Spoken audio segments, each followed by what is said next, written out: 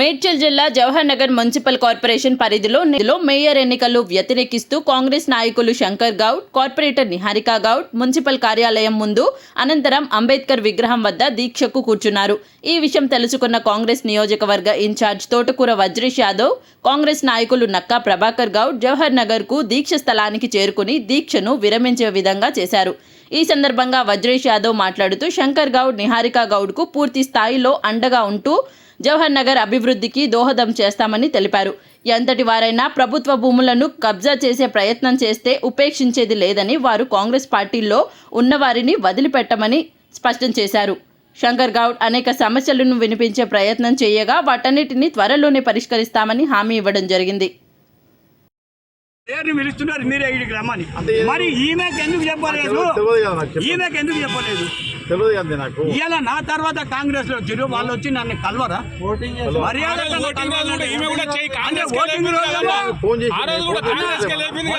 Voting రోజేమో ఆమె పిలుస్తారు, ఎందుకు దించేందుకు? దించడానికి అవసరం కానీ ఎక్కించేటప్పుడు ఇలా ఆమె కాంగ్రెస్ పార్టీ అంటారు. మరి ఇలా ముగ్గురు బీఆర్ఎస్ పార్టీ వాళ్ళు వచ్చి సపోర్ట్ చేసి ఎట్లా చేసి, అంటే వాళ్ళ స్వార్థం కొరక ఇలా బీఆర్ఎస్ పార్టీ వచ్చి సపోర్ట్ చేసిండ్రు. లలిత యాదవ్ ఈయన ధర్నా చేస్తుంది, కవిత వచ్చి ఇలా ఆమె మేయర్ సపోర్ట్ చేస్తుంది. గంటి రామచంద్ర వచ్చి ధర్నా చేస్తాడు, మనతో వచ్చి టీఆర్ఎస్ ధర్నా చేస్తాడు, కవిత చేస్తే ఇలా మరి ఆ ముగ్గురు వచ్చి ఆ దొంగలు వచ్చి ఎట్లా సపోర్ట్ చేస్తారు? అంటే వీళ్ళు కూడా దొంగలు అన్నట్టే కాదా?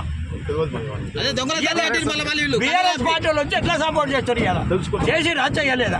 అంటే దొంగలు కలిసి మళ్ళీ ఏం చేద్దాం అనుకుంటున్నారు?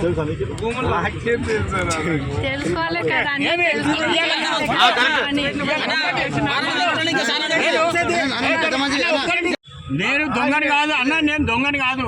నేను మాట్లాడితే నలుగురినే మాట్లాడతాను. నా ఏమని ఉంటే ఇలా ఏది ఒక నాయకుడు ముంగట వచ్చింది, అందరు ఉన్నారు, నాదేమన్నట్టే బయట పెట్టరా, నీ కాళ్ళు మొక్కిపోతాను చెప్పిన. హోటల్ కాడ 100 మందిని చెప్పింది.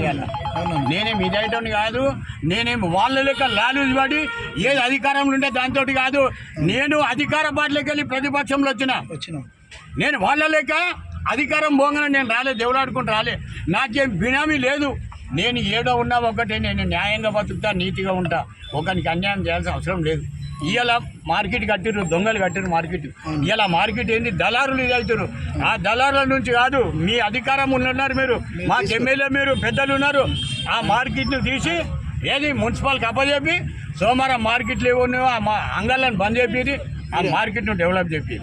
ఇలా 59 జీవో కింద ఎంతోమంది పెట్టుకున్నారు, వాళ్ళకి పట్టాలు ఇప్పింది, మాకు పర్మిషన్లు ఇప్పారు. మేము కలెక్టర్ తోటి మాట్లాడి మాకు పర్మిషన్లు ఇప్పారు.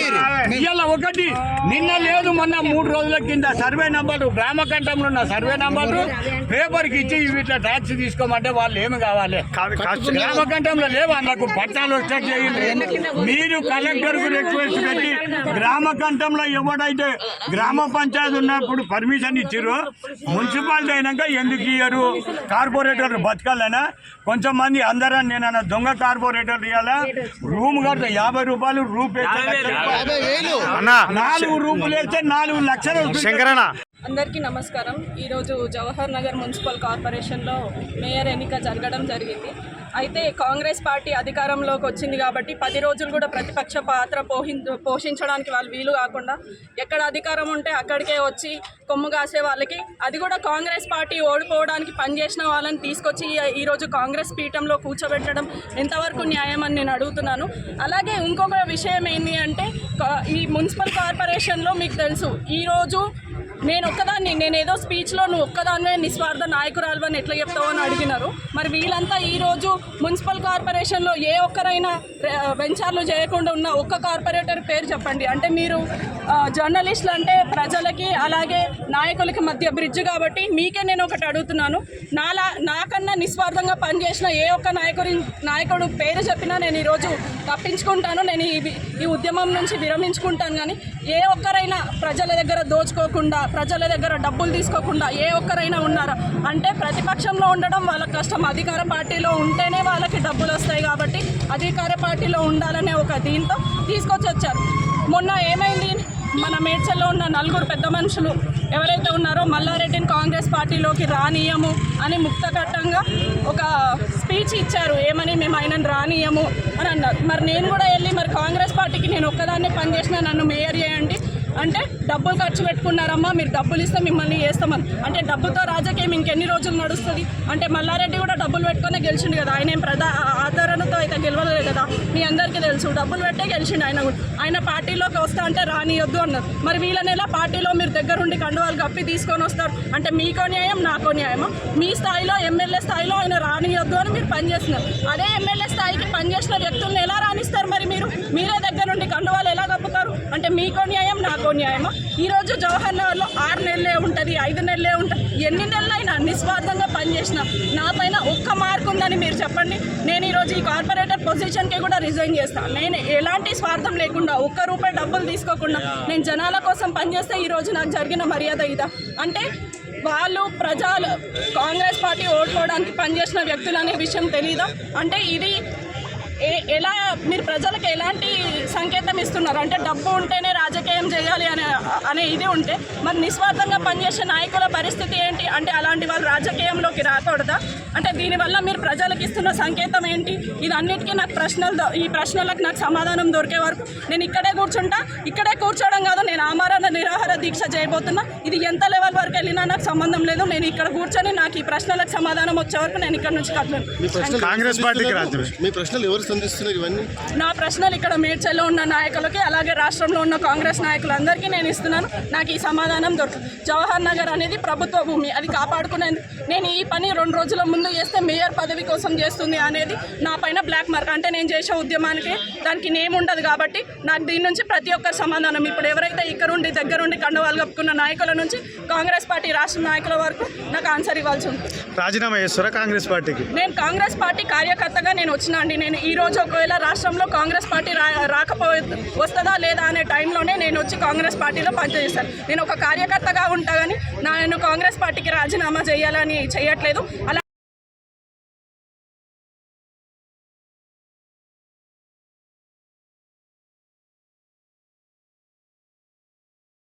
కుటుంబంలో కొన్ని సమస్యలు వచ్చినాయి. ఆ సమస్యలకు తప్పకుండా తెలంగాణ కానీ నేను కానీ నా వల్ల వచ్చిందా, మన గంగయ్య వల్ల వచ్చిందా, సుజనా వల్ల వచ్చిందా తెలియదు. ఇవన్నీ తెలుసుకొని మేమందరం కూర్చొని సమన్వయంగా పోతాము. ఇంకోటి జవహర్ నగర్లో మాత్రం ఒకటి ఏంటంటే జంగన్న చెప్పినట్టుగా, శంకరన్న చెప్పినట్టుగా ఉన్న ఇండ్లు మాత్రమే ఇట్లా ఉన్న ఇండ్లు కట్టుకోవచ్చు. ఆ ఇంటి పక్క కట్టుకోవచ్చు, ఇంటి పైన కట్టుకోవచ్చు. కానీ కొత్తగా మాత్రం కడితే ఊపిన ప్రసక్తిలో మాకు ఫోన్ చేస్తే మేమే వస్తాము. ఏ కార్పొరేటర్ కానీ ఎవరు కానీ పైన వేస్తుంటే కానీ కింద వేస్తుంటే కానీ వస్తే డిమాండ్ చేస్తే మాత్రం రూపాయి ఇచ్చేది మాకు ఫోన్ చేయండి. అంటే జిల్లా నాయకత్వం వర్గపోరుతోటే గ్రామంలో కానీ మున్సిపాలిటీలో కానీ వర్గపోరు జరుగుతుందని ఈ విమర్శలు ఉన్నాయి. అంటే సార్ 3 నెలలు అయింది కొత్త సంసారం ఇది 3 నెలలు అయింది కొత్త సంసారం. అంటే ఇక్కడ మీరు కాకపోతే ఇంకో నాయకుని దగ్గర కండవాపుకునే పరిస్థితి ఉంది కదా అంటాడు అన్న వచ్చిన అన్న. ఇప్పుడు మీరు కాకపోతే వేరే నాయకునితో కండవా కప్పించుకుంటారు ఈ వర్గపోరు వల్లనే అని అంటే నాయకులు చర్చించుకుంటారు. నేను ముందే చెప్పిన మీకు జరిగిపోయింది. ఇక్కడి నుంచి ఎవ్వరు పార్టీలో జాయిన్ అయినా ఇన్ఛార్జిగా నేను ఈ కార్పొరేటర్లందరూ కూడా 14 దాదాపు 15-20 మంది ఈ కార్పొరేటర్లంతా కొన్ని అనివార్య కారణాల వల్ల కాంగ్రెస్ పార్టీలో జాయిన్ అయ్యింది. దాన్ని నాయకత్వం అంతా కూడా లోకల్లో ఉండేటోళ్ళందరూ కూడా వ్యతిరేకిస్తూ ఉన్నారు. అధిష్టానంతో చర్చ జరుగుతూ ఉన్నది. ఈరోజు పొద్దున కూడా నా దగ్గరికి వచ్చిండ్రు రమ్మని. ప్రభాకర్ అన్న దగ్గర కూడా పోయిండ్రు, హరివర్ధన్ రెడ్డి దగ్గర కూడా పోయిండ్రు. మేమందరం ఏమన్నామంటే కొన్ని సమస్యలు ఉన్నాయి, మాట్లాడినాక మాట్లాడతాం తప్ప మీరు ఇప్పటి వరకు ఏదో ఆరిబరి చేసిన కార్యక్రమాలు మంచిగా లేవు, బాగుండదని చెప్పినాం. మరి దానికి ఏదైతే మా నాయకులు నిరసన చెప్తా ఉన్నారో ఆ నిరసన విషయాన్ని కూడా మేము అధిష్టానం దృష్టి తీసుకెళ్తాం. ఈడ మేము పార్టీని కాపాడడానికి ఉన్నాం. కాంగ్రెస్ పార్టీకి నిరంతరం పనిచేసి ఉన్న ఎన్నికలల్లా గెలవడానికి ప్రయత్నం చేసిన వ్యక్తులందరూ కూడా ఈడ ఉన్నారు. మరి గెలవడానికి ఇక్కడ ఏకైక కార్పొరేటర్ మాకు నిహారిక శంకర్ గౌడ్ కృషి చేసిండు. దాంతోపాటు కాంగ్రెస్ పార్టీలో ఉన్నటువంటి సీనియర్ నాయకులందరూ కూడా పార్టీ కోసం పనిచేసారు. 10 సంవత్సరాల నుంచి ఎవరితోనైతే దెబ్బలు తిన్నారో, ఎవరైతే ఇబ్బందులు పెట్టిండ్రో, మేము ఎట్లయితే మల్లారెడ్డిని ఎట్లయితే దొంగ అని అంటున్నామో, ఈ లోకల్ నాయకులు కూడా చాలామంది వ్యతిరేకిస్తూ ఉన్నారు. అది వాస్తవము.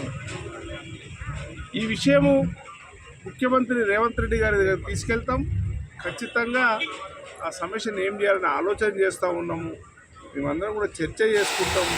కాంగ్రెస్ పార్టీలో ఈయన పెద్ద ఎత్తున చేరడానికి జవహర్ నగర్లో ఉన్నటువంటి కార్పొరేటర్లే కాదు,